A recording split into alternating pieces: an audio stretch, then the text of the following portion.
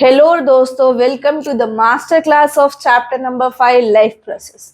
क्या होता है लाइफ प्रोसेस और कौन कौन सी प्रोसेसेस होती हैं एक लिविंग ऑर्गेनिज्म में। हाँ, लिविंग ऑर्गेनिज्म का मतलब क्या होता है दोस्तों? हम किस चीज को लिविंग कहते हैं, किस चीज को नॉन लिविंग कहते हैं। तो कुछ पैरामीटर्स हैं जिसके बेसिस पे हम कहते हैं कि ये लिविंग है, ये नॉन लिविंग है। अगर हम बात करें एबिलिटी टू मूव, वो मूव कर सकता है, वो खा सकता है, वो खाना डाइजेस्ट करके एनर्जी प्रोड्यूस कर सकता है, वो ऑस्प्रिंग्स प्रोड्यूस करता है, वो ब्रीथ करता है और वो एक्सक्रीट आउट करता है। ये सारी प्रोसेसेस को अगर हम ध्यान दें तो ये सारी प्रोसेसेस एक लिविंग ऑर्गेनिज्म में होती हैं। ठीक है, तो ये जो सारी चीजें एक ऑर्गेनिज्म कर सकता है तो उसके बेसिस पे हम उसे लिविंग ऑर्गेनिज्म की कैटेगरी में लेते हैं। ठीक है, अभी लिविंग ऑर्गेनिज्म में हम प्लांट्स और एनिमल्स, एनिमल्स में हम ह्यूमंस भी आ जाते हैं। ठीक है, तो अभी यहाँ पे ये हमें समझना है कि जब हम लाइफ प्रोसेस की बात कर रहे हैं तो यहाँ पे 4 मेन बेसिक प्रोसेसेस होती हैं, जिसमें सबसे पहले हम बात करें तो न्यूट्रिशन, यानी कि हम अगर फूड इनटेक करते हैं तो उसका कन्वर्जन होना एनर्जी में, ये सारी चीजें न्यूट्रिशन में आती हैं। ठीक है, अभी न्यूट्रिशन की अगर हम बात करें तो न्यूट्रिशन प्लांट एक अलग तरीके से लेता है, ह्यूमन बॉडी या एनिमल का मोड ऑफ न्यूट्रिशन अलग है। हम प्लांट न्यूट्रिशन की अगर बात करें तो वो ऑटोट्रॉपिक है। ऑटोट्रॉपिक मोड ऑफ न्यूट्रिशन मतलब कि वो अपना खाना खुद बनाता है, auto in the sense self. ठीक है, तो प्लांट जो है वो अपना फूड खुद सिंथेसाइज करता है through the process of photosynthesis. ठीक है, फोटोसिंथेसिस के मेथड से प्लांट अपना खाना खुद बनाता है और उसका यूटिलाइजेशन भी वो एनर्जी के फॉर्म में करता है। अभी फोटोसिंथेसिस प्रोसेस के लिए 2 चीजें बहुत जरूरी है, एक तो क्लोरोफिल होना और दूसरा सनलाइट। ठीक है, तो क्लोरोफिल तो प्लांट की लीव्स में इजीली अवेलेबल होता है और लीव्स में क्लोरोफिल होने के कारण फोटोसिंथेसिस प्रोसेस जो है वो स्टोमेटा के अंदर यानी कि लीव में जब भी एक्सचेंज ऑफ गैसेस होगा या फोटोसिंथेसिस प्रोसेस के लिए जब कार्बन डाइऑक्साइड रिएक्ट करेगा और ग्लूकोज बनाएगा तो वो कार्बन डाइऑक्साइड एंटर होता है through the stomatal pore. Stomatal pore works as a diffusion medium for the exchange of gases. ठीक है, तो ऑटोट्रॉपिक मोड ऑफ न्यूट्रिशन जब प्लांट फॉलो करता है तो उसके साथ सनलाइट भी जरूरी है। अच्छा, अभी कुछ प्लांट्स होते हैं जो ग्रीन इन कलर नहीं होते, then also they undergo photosynthesis process. ठीक है, अभी ये तो हम बात कर रहे थे प्लांट न्यूट्रिशन की। अगर हम एनिमल न्यूट्रिशन की बात करें तो वो हिटेरोट्रॉपिक मोड ऑफ न्यूट्रिशन होता है, यानी कि वो डिपेंड करेंगे किसी और पे for the nutrition, for the food they take in. अभी जब भी एक एनिमल फूड इनटेक करता है तो ये 5 स्टेप्स फॉलो होते हैं। सबसे पहले इजेशन या इंजेशन, यानी कि हमने फूड इनटेक किया, फॉलोड बाय डाइजेशन, उसका डाइजेस्ट होना यानी कि उसका ब्रेक डाउन होना। ब्रेक डाउन होने के बाद उसका एब्जॉर्प्शन होता है, उसमें से जो न्यूट्रिएंट रिक्वायर्ड है वो एब्जॉर्ब होते हैं। फिर उसका एसिमिलेशन होगा, एसिमिलेशन में जो बचे कुचे मिनरल्स हैं या हम कहें जो वाटर कंटेंट है वो अगेन रीएब्सॉर्ब होता है and the unwanted undigested part is ejected out या इजेशन प्रोसेस होता है। ठीक है, अगर हम ह्यूमन बॉडी की अगर बात करते हैं तो ह्यूमन बॉडी का जो हम कहते हैं डाइजेस्टिव ट्रैक्ट, उसको हम एलिमेंट्री कैनाल भी कहते हैं। ठीक है, ये स्टार्ट होता है माउथ से। माउथ में एक सिस्टम है जिसको हम कहते हैं बकल कैविटी, यानी कि हमारे टीथ।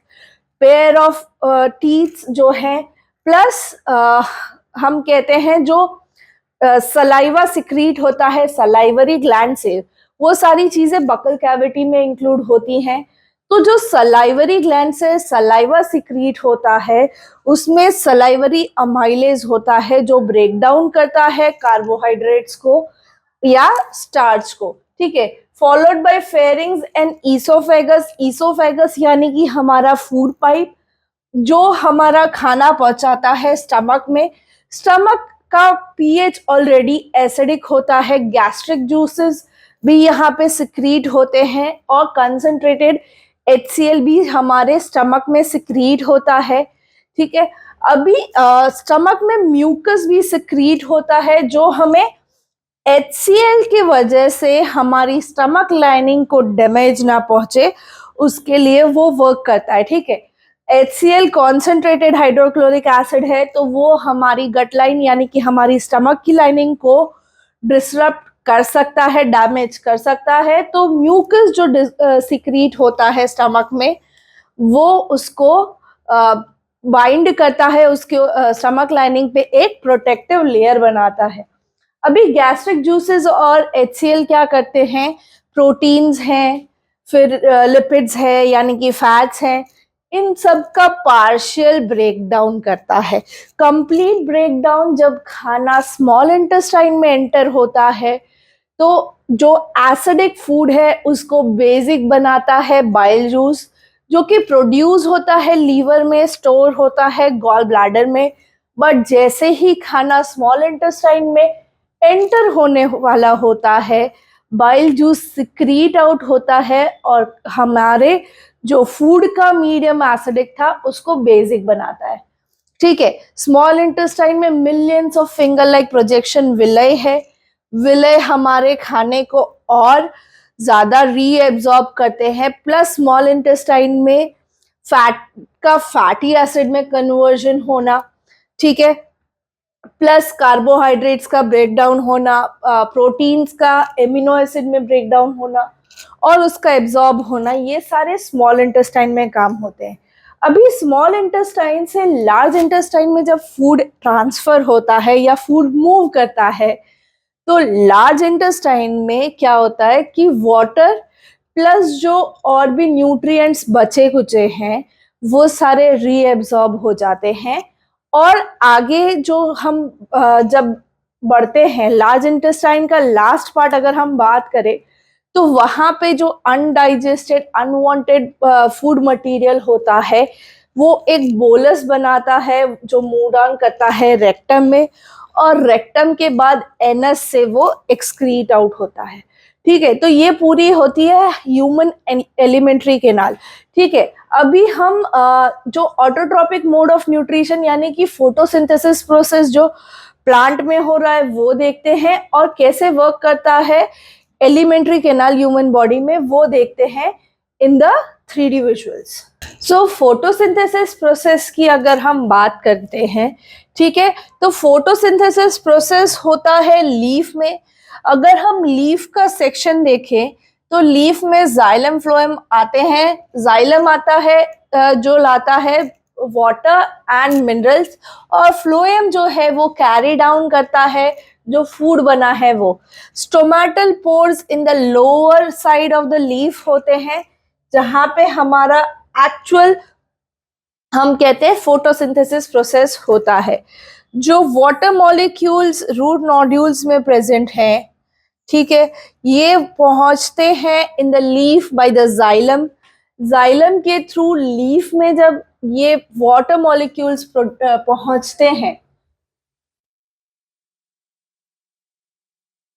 तो the process of photosynthesis start होता है जब सन की रेज हम देखते हैं। लाइक हम कहते हैं कि जब सन रेज पड़ती हैं लीफ पे तब जाके फोटोसिंथेसिस प्रोसेस चालू होता है। और फोटोसिंथेसिस प्रोसेस प्लांट के पूरे पार्ट में नहीं, खाली लीव्स में होता है, ठीक है।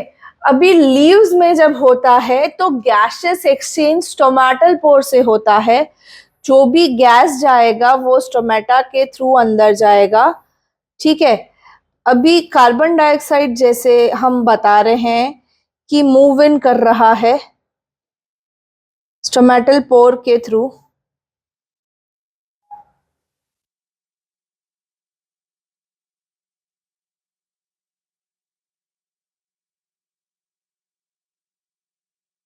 यहां से कार्बन डाइऑक्साइड जाता है at the site of chloroplast.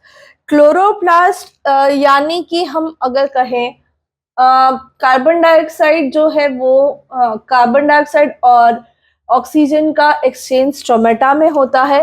Chloroplast वो साइट है लीफ में जहां पे एक्चुअल प्रोसेस ऑफ फोटोसिंथेसिस होता है।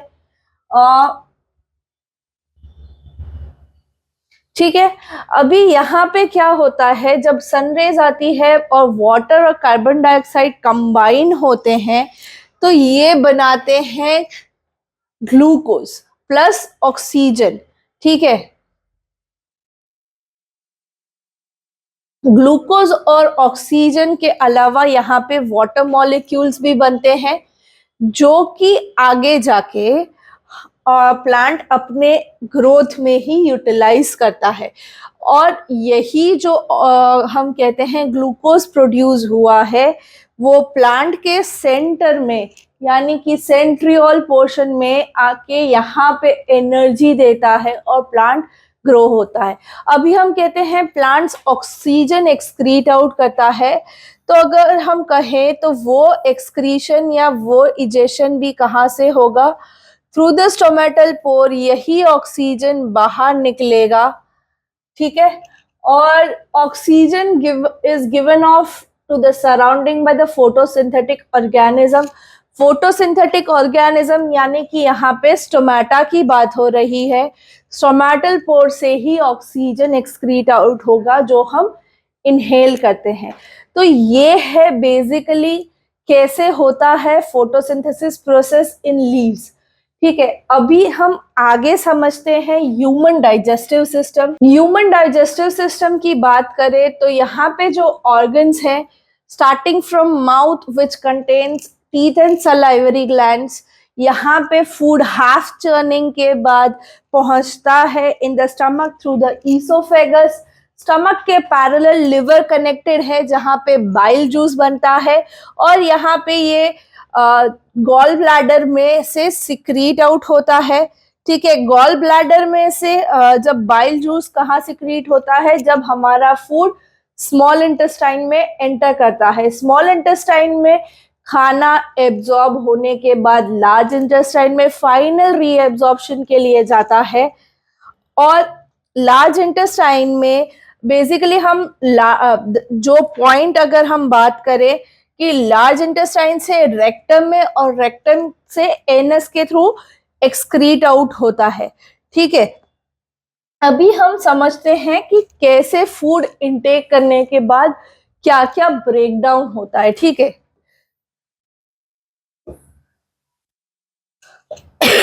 सो दांत बेसिकली मैकेनिकल च्यूइंग से यानी कि मैकेनिकल डाइजेशन हमारा काम कौन करता है, टीथ करता है।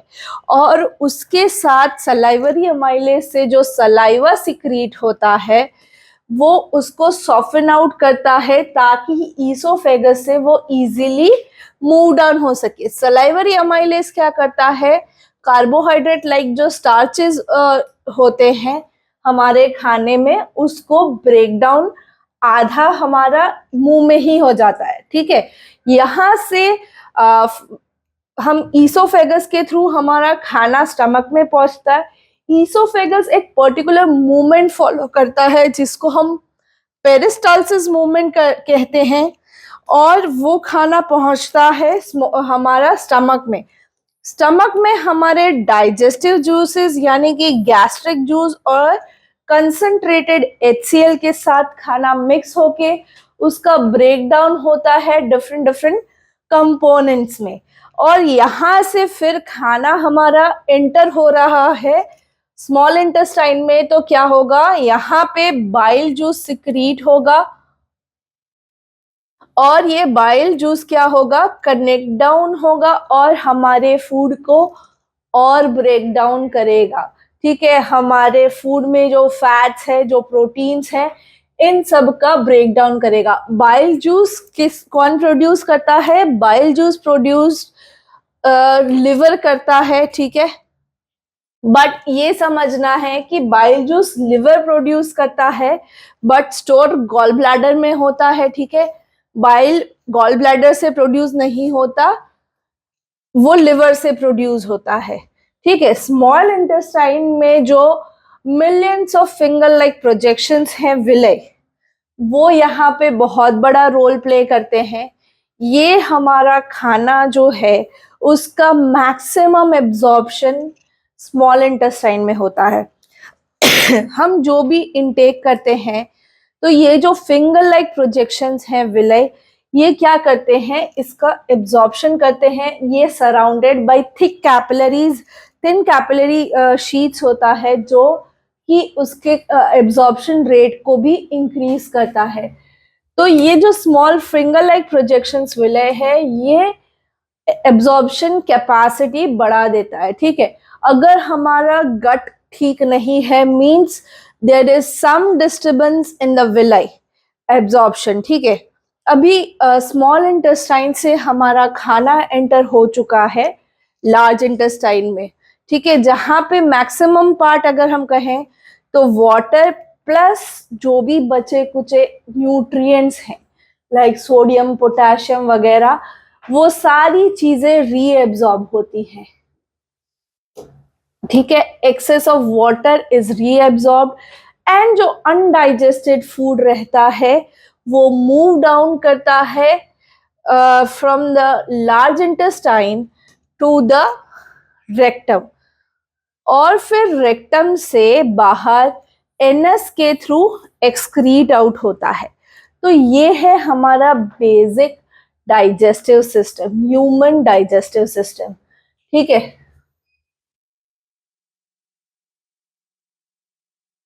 डाइजेस्टिव सिस्टम समझ लिया। अब हम मूव करते हैं न्यूट्रिशन के बाद the second system of second process of the human body, यानी कि रेस्पिरेशन।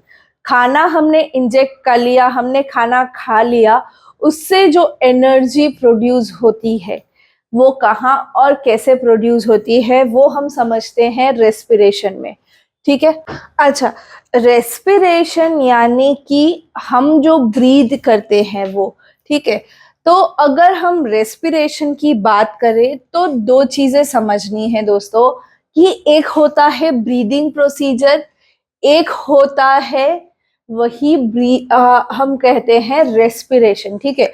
ब्रीदिंग यानी कि mechanical inspiration and acceleration of the gases, यानी कि द गैसियस एक्सचेंज, ऑक्सीजन अंदर लेना, कार्बन डाइऑक्साइड एक्सेल आउट करना, ये एक मैकेनिकल सिस्टम है जिसको हम ब्रीदिंग कहते हैं। Breathing is not same as respiration, ठीक है। रेस्पिरेशन में क्या होता है, जो ग्लूकोज बना है हमारा, हमने जो फूड लिया है, इंटेक किया है, उसमें से जो ग्लूकोज प्रोडक्शन हुआ है उसका ब्रेकडाउन होना पायरुवेट में, और फिर वही पायरुवेट का माइटोकॉन्ड्रियल लेवल पे, यानी कि एट द सेलुलर लेवल, उसका ब्रेकडाउन होना to produce the carbon dioxide gas, जो कि एक्सेल आउट होता है, ठीक है, और energy production, the ATP molecule production, ठीक है।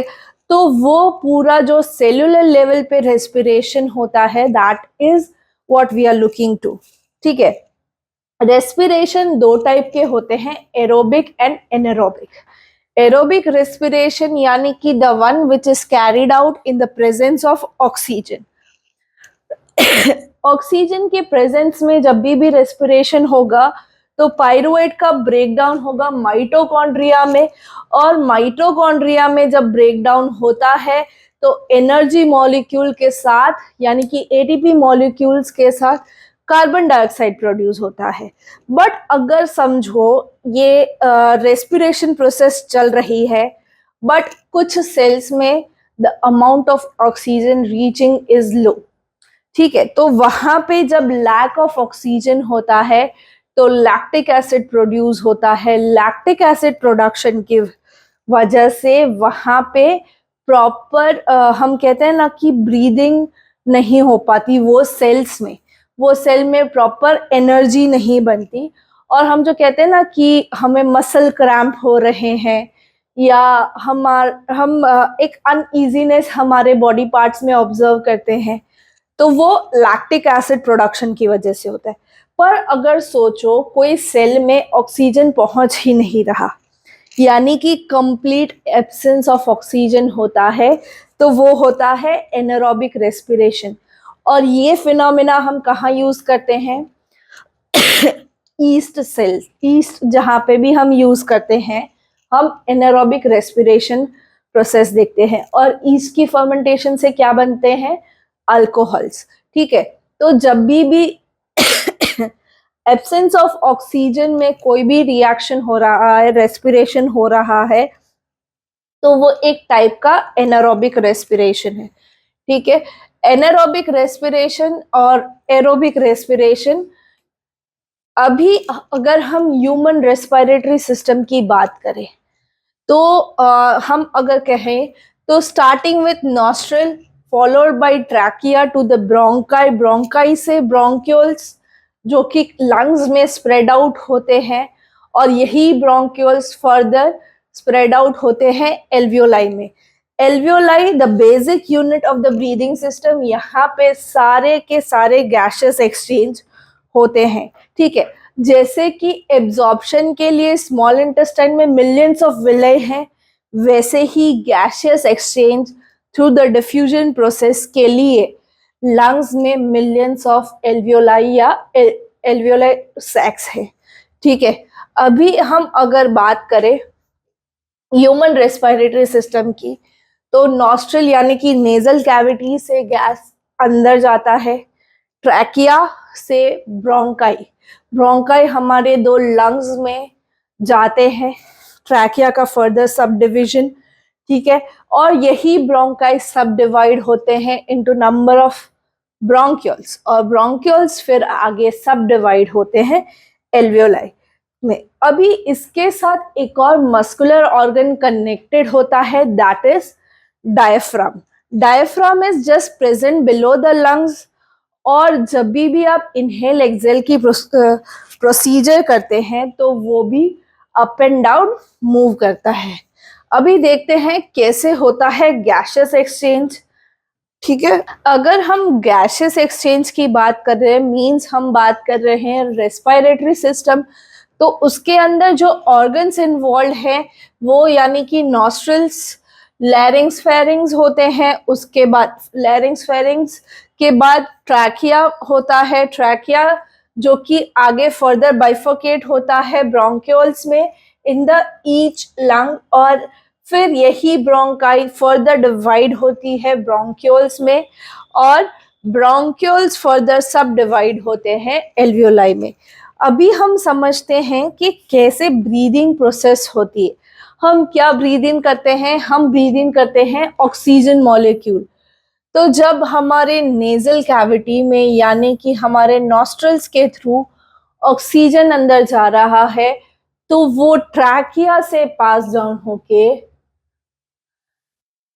प्लस एक और चीज कि नेजल कैविटी में जो हेयर्स हैं वो उसको फिल्टर करते हैं, हम जो एयर इनटेक करते हैं उसको फिल्टर करते हैं, और यहाँ पे एक म्यूकस सिक्रीट होता है जो कि एयर को वार्म एंड मॉइस्चर रखता है।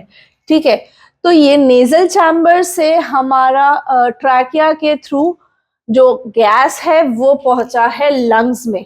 ठीक है, तो ब्रोंकाई का मेन फंक्शन क्या होता है कि एयर जो है उसको ट्रांसपोर्ट करना from trachea to the lungs. ठीक है, अभी लंग्स में जब एयर आ जाती है यानी कि जो ऑक्सीजन हमने इनहेल किया है वो आ जाता है, तो डायफ्राम कॉन्ट्रैक्ट होता है।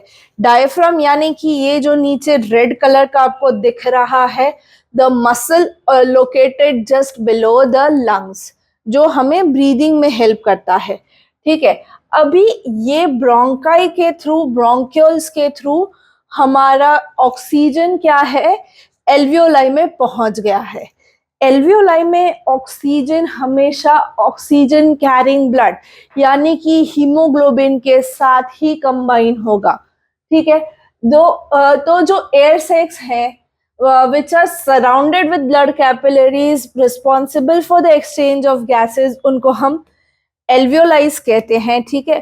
तो ये एल्वियोलाइज में जहां पे ऑक्सीजन कंबाइन होगा वहां पे हीमोग्लोबिन कंटेनिंग ब्लड होगा, यानी कि ऑक्सीजन रिच ब्लड होगा, ठीक है। और ये जाके हीमोग्लोबिन के साथ कंबाइन होके आरबीसीज के साथ कंबाइन होके ऑक्सी हीमोग्लोबिन बनाएगा। कुछ इस तरीके से हमारी एल्वियोलाई इनर पोर्शन में दिखती है। एक साइड से हम ब्लू इसलिए देख रहे हैं क्योंकि ये डीऑक्सीजनेटेड ब्लड है जो ऑक्सीजनेशन के लिए लंग्स में आया है। वो कहाँ से और कैसे आता है वो हम ट्रांसपोर्टेशन सिस्टम में देखते हैं अभी, ठीक है। सो ऑक्सीजन क्या है, मेरा आरबीसीज के साथ कंबाइन हो रहा है,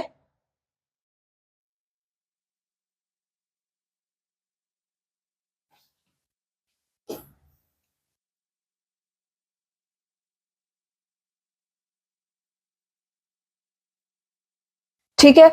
आरबीसीज के साथ जब कंबाइन होता है तो जो हम इनहेलेशन प्रोसेस करते हैं, हमारे सारे सेल्स को ऑक्सीजन यहीं से पहुंचता है क्योंकि वो ब्लड ऑक्सीजनेटेड हो जाता है, ठीक है। अभी जो डीऑक्सीजनेटेड ब्लड यानी कि यहाँ पे ऑक्सीजन जब इनहेल हो रहा है तो carbon dioxide gas exhale out होता है और वही हम बाहर एक्सेल करते हैं, ठीक है।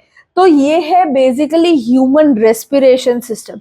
रेस्पिरेशन के थ्रू जब हम कहते हैं ऑक्सीजन हमने इनहेल किया है, सारे बॉडी पार्ट्स तक पहुंचाना है, तो वो काम हमारा सर्कुलेटरी सिस्टम या फिर ट्रांसपोर्टेशन सिस्टम करता है, ठीक है। तो अभी हम समझते हैं कैसे होता है ये ट्रांसपोर्टेशन और क्या खाली एनिमल में ही होता है कि प्लांट में भी होता है। सो जो रेस्पिरेशन प्रोसेस में अगर हम बात करें ऑक्सीजन प्रोड्यूस हुआ है वो कैसे ट्रांसपोर्ट डाउन होता है, तो वो हम समझते हैं नेक्स्ट प्रोसेस में, that is transportation and circulation. तो खाली ट्रांसपोर्टेशन ह्यूमन बॉडी में नहीं, प्लांट्स में भी होता है।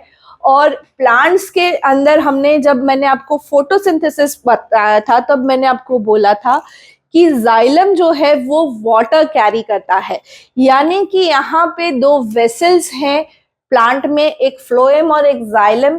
फ्लोएम रिस्पॉन्सिबल है for the transport of food, ठीक है। जो भी खाना प्रोड्यूस होता है लीव्स में उसको रूट्स और बाकी सारी जगह पहुंचाने का काम फ्लोएम करता है। बट जाइलम जो है वो क्या करता है, रूट में से जो वाटर है, वाटर के साथ साथ जो हम खाद डालते हैं यानी कि जो मिनरल है, वो सारी चीजें ट्रांसपोर्ट जाइलम करता है टू द रिक्वायर्ड प्लेसेस। यानी कि अगर वाटर रिक्वायरमेंट है तो वो कहाँ पे होगी, लीव्स में होगी। मिनरल्स भी वहीं पे रिक्वायर्ड होंगे। मिनरल्स उसके अलावा डिफरेंट डिफरेंट ग्रोइंग टिश्यूज जैसे कि मेरिस्टम्स में जरूरत होती है वहां पे पहुंचाता है, ठीक है। तो प्लांट का जो ट्रांसपोर्टेशन है वो काफी सिंपल है, यहाँ पे कोई कॉम्प्लेक्सेशन नहीं है। बट अगर ह्यूमन ट्रांसपोर्टेशन या सर्कुलेशन की बात करें तो यहाँ पे हमारा सबसे इम्पोर्टेंट ऑर्गन यानी कि हार्ट, द पंप, ये बहुत बड़ा काम कर जाता है, जो कि बॉडी में डीऑक्सीजनेटेड ब्लड को कलेक्ट करता है और लंग्स में भेजता है। लंग्स में उसका ऑक्सीजनेशन होने के बाद अगेन बॉडी के सारे पार्ट्स तक, सारे एवरी सिंगल सेल तक वो ऑक्सीजनेटेड ब्लड पहुंचाने का काम कौन करता है, the pump, that is the heart, ठीक है। अभी ये जब हम कहते हैं कि हार्ट ऑक्सीजनेटेड ब्लड पहुंचाता है तो वो किसके थ्रू पहुंचाता है, ब्लड वेसल्स। ब्लड वेसल्स में समझना है वेन्स, आर्टरीज और कैपिलरीज होते हैं, ठीक है। अभी वेन्स जो है वो सारी वेन्स डीऑक्सीजनेटेड ब्लड कैरी करती है except the only one, that is the pulmonary vein. Pulmonary vein है कि जो लंग से कनेक्टेड है और वो लंग्स से ऑक्सीजनेटेड ब्लड लाती है हार्ट में, ठीक है। अभी उसके अलावा आर्टरीज अगर हम बात करें तो सारी आर्टरीज ऑक्सीजनेटेड ब्लड कैरी करती हैं एक्सेप्ट द पल्मोनरी आर्टरी, ठीक है। पल्मोनरी आर्टरी ऐसी है कि जो डीऑक्सीजनेटेड ब्लड ले जाती है। ब्लड वेसल में आर्टरी यानी कि पल्मोनरी आर्टरी के अलावा सारी आर्टरीज ऑक्सीजनेटेड ब्लड कैरी करती हैं। पल्मोनरी एक आर्टरी, खाली एकमात्र आर्टरी ऐसी है कि जो डीऑक्सीजनेटेड ब्लड जो है वो लंग्स से हार्ट से ले जाता है लंग्स में फॉर द प्यूरिफिकेशन, ठीक है। तो ब्लड वेसल ये, और प्लस कैपिलरीज नेफ्रॉन, एल्वियोलाई और विले, ये सारी जगह जहाँ पे site of exchange of gases होता है डिफ्यूजन की प्रोसेस के थ्रू, वहाँ पे कैपिलरीज प्रेजेंट होती हैं, ठीक है। तो वहाँ पे कैपिलरीज क्या करती हैं, गैशियस एक्सचेंज को ईज आउट करती हैं।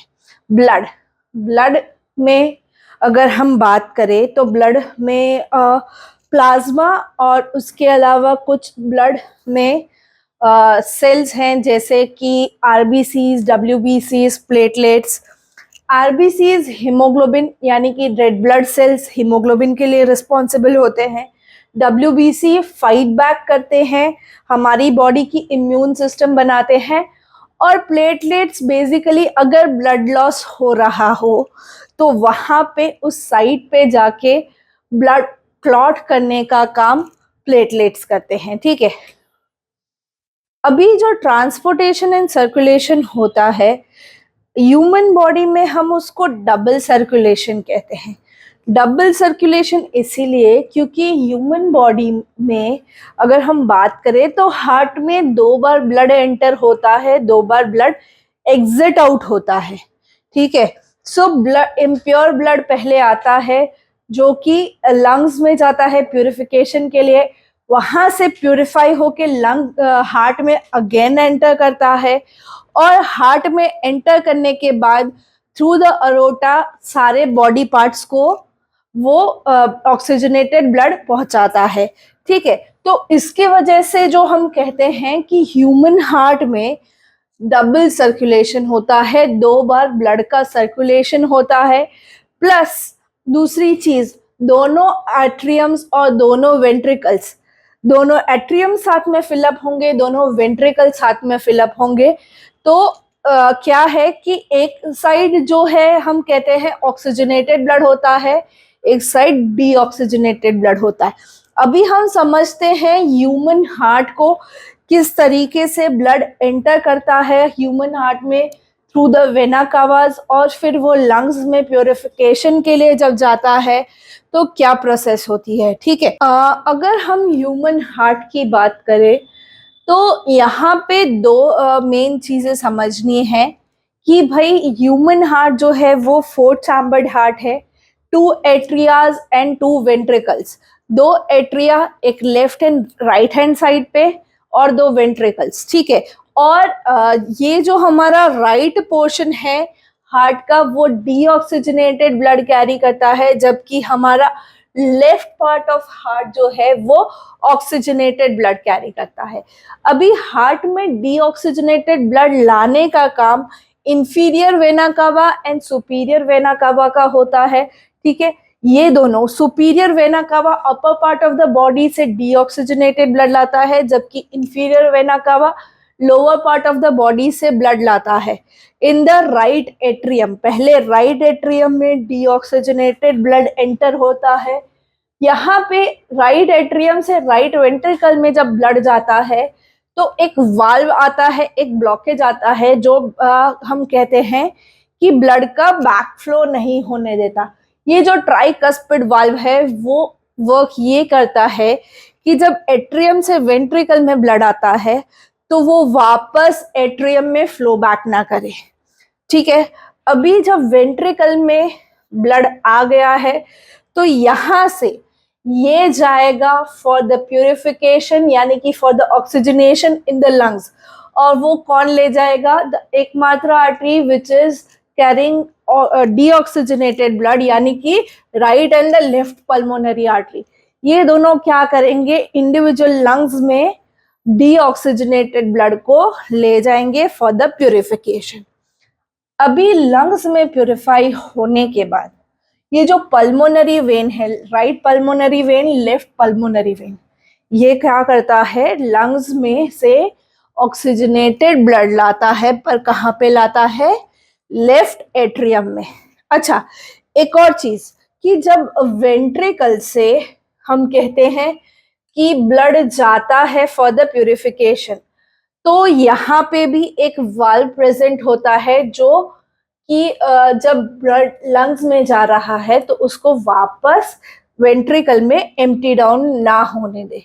ठीक है, अभी लेफ्ट पल्मोनरी वेन्स ने, left and right pulmonary veins ने लेफ्ट एट्रियम में ऑक्सीजनेटेड ब्लड लाया है, यहाँ से वो लेफ्ट वेंट्रिकल में ब्लड आता है और जो रेगुलेट करता है bicuspid valve, again same thing कि भाई ब्लड फ्लो बैक ना करे।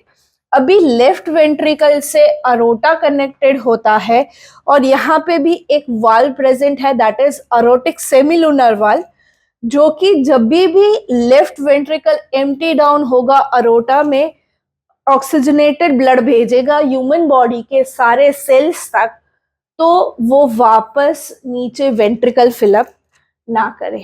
ठीक है,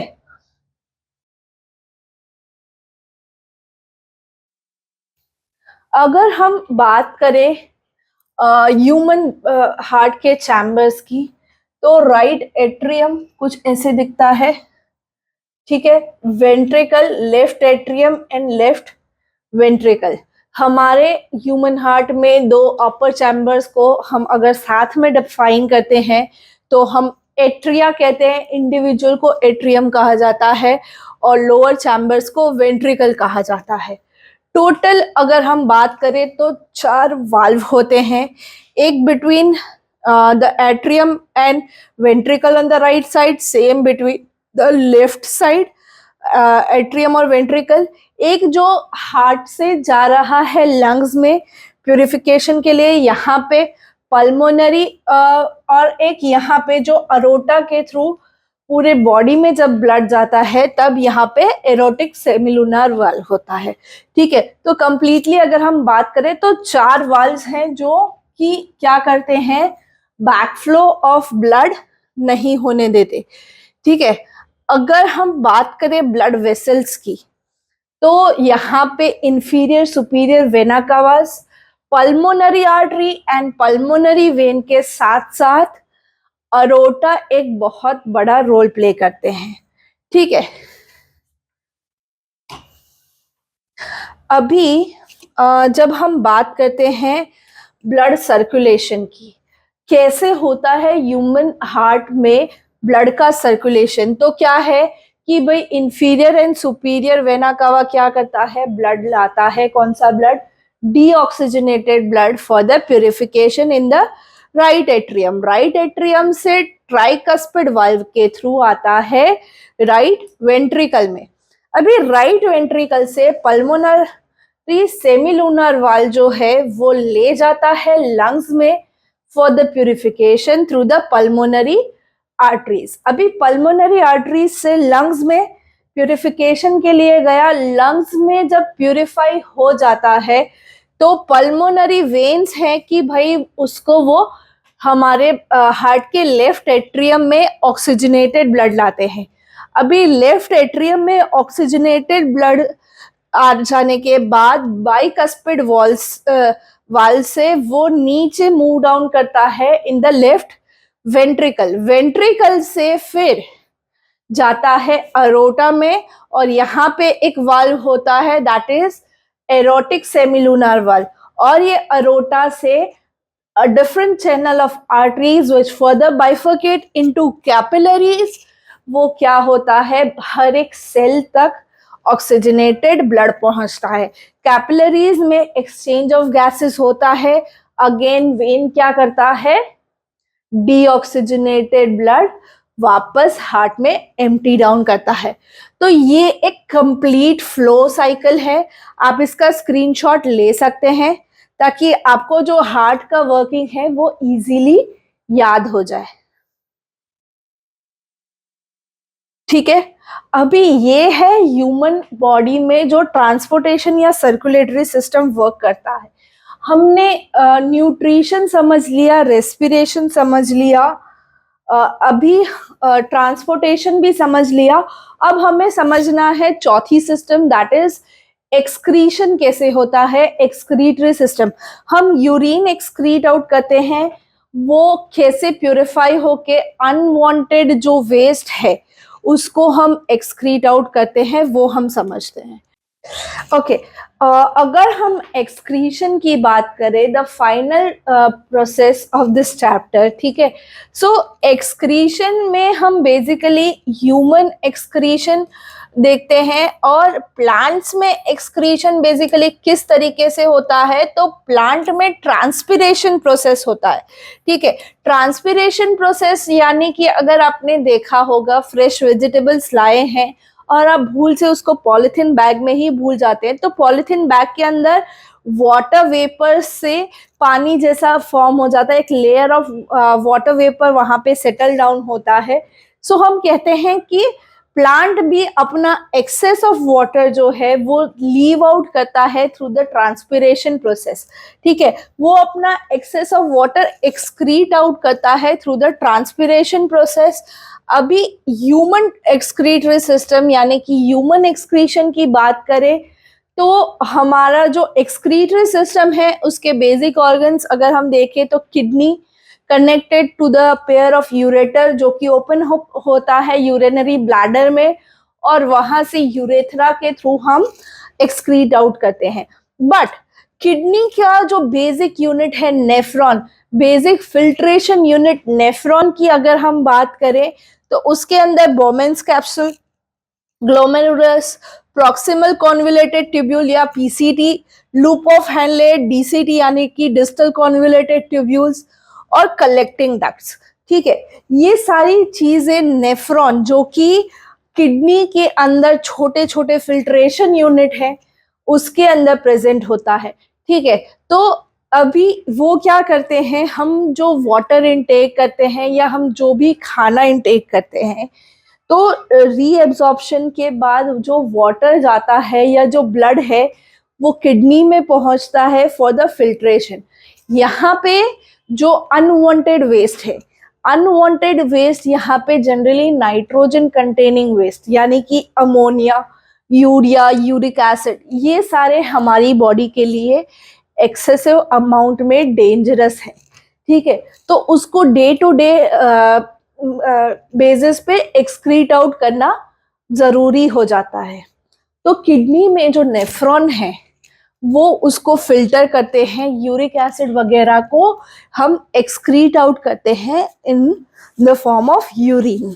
ठीक है, तो कैसे ये पूरा प्रोसीजर होता है वो एक बार समझ लेते हैं हम। अगर हम बात करें ह्यूमन एक्सक्रीटरी सिस्टम की, तो जैसे कि मैंने आपको बताया, pair of kidney, the right and the left kidney connected to a pair of ureter, ureter से कनेक्टेड होता है ब्लैडर और द कलेक्टिंग बैग, और वो कनेक्टेड होता है यूरेथ्रा से। ठीक है, अभी यहाँ पे क्या होता है, किडनी जो है उसके सेक्शन में अगर हम डिटेल में देखें तो किडनी अंदर से कुछ इस तरीके से दिखती है।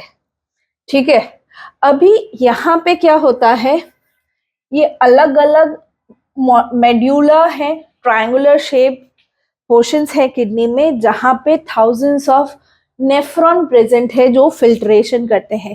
ठीक है, each medulla of the kidney is covered with renal cortex.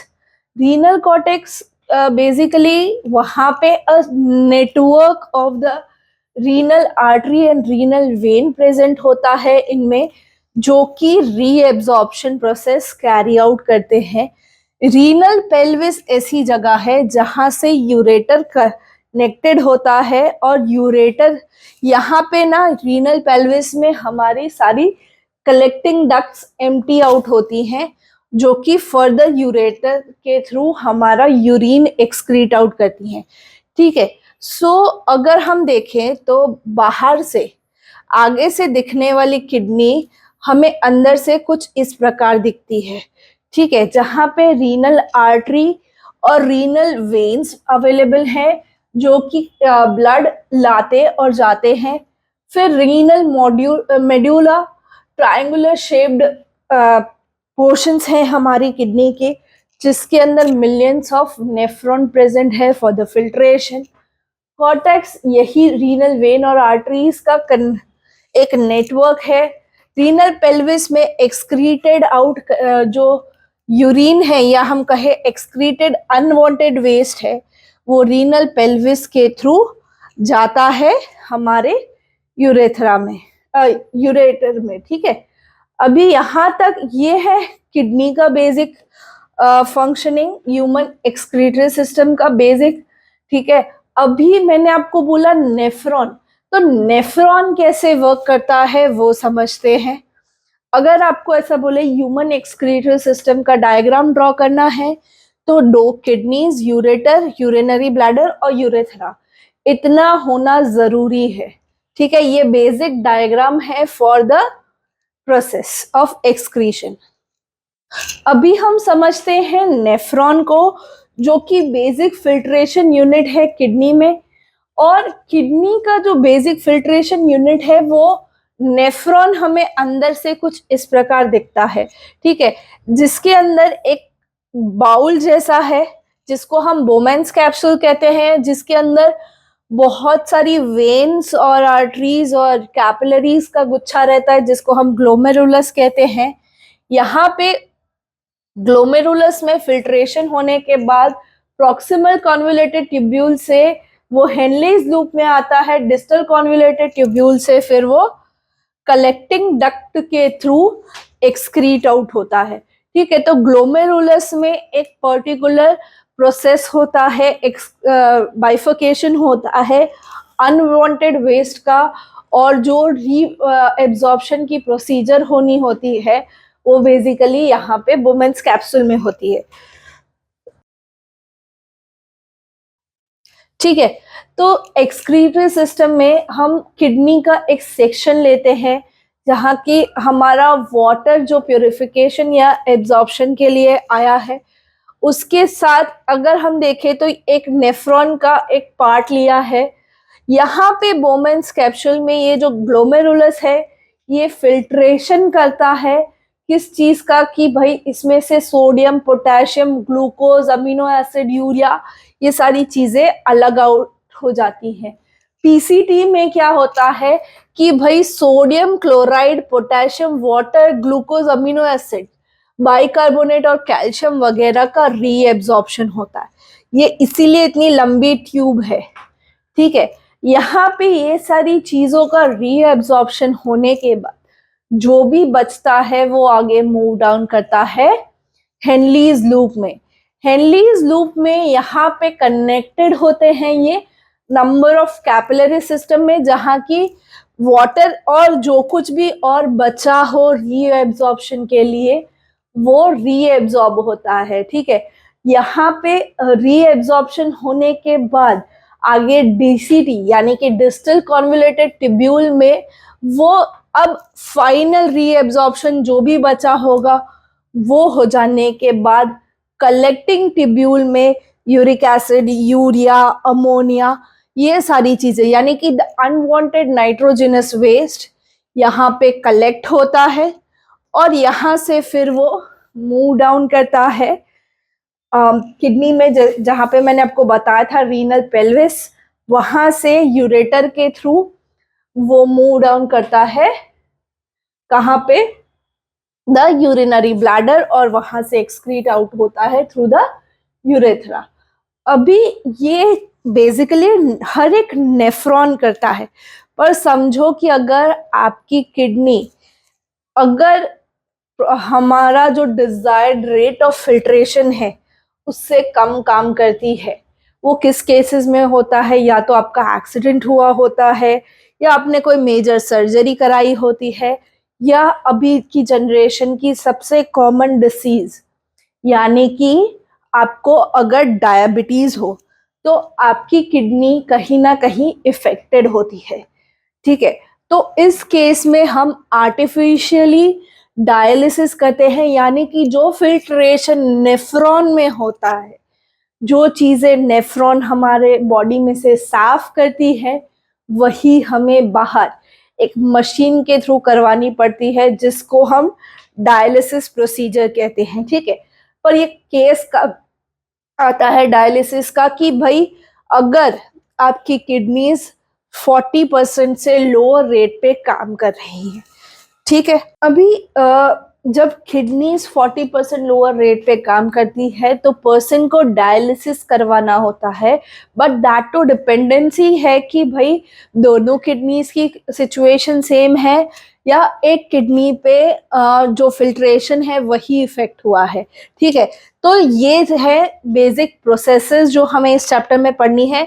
Nutrition, respiration, transportation and excretion. Nutrition में प्लांट एंड एनिमल में हमने देखा कि प्लांट में ऑटोट्रॉपिक मोड ऑफ न्यूट्रिशन है, जबकि एनिमल्स में हीटरोट्रॉपिक न्यूट्रिशन है, which involves 5 step: ingestion, digestion, absorption, assimilation और इजेशन। फिर हमने देखा human alimentary canal. Alimentary canal के ऑर्गन्स को देखा, कैसे माउथ से ईसोफेगस के थ्रू खाना स्टमक में जाता है, small intestine, large intestine, rectum anus के through unwanted waste, undigested food excrete out होता है। ठीक है, क्या क्या चीजें एब्जॉर्ब आउट होती है इन द स्मॉल इंटेस्टाइन। फिर हमने समझा रेस्पिरेशन। रेस्पिरेशन में ब्रीदिंग मैकेनिज्म समझा, प्लस सेल्यूलर लेवल पे किस तरीके से रेस्पिरेशन होता है, और ह्यूमन रेस्पिरेटरी ऑर्गन्स को हमने समझा।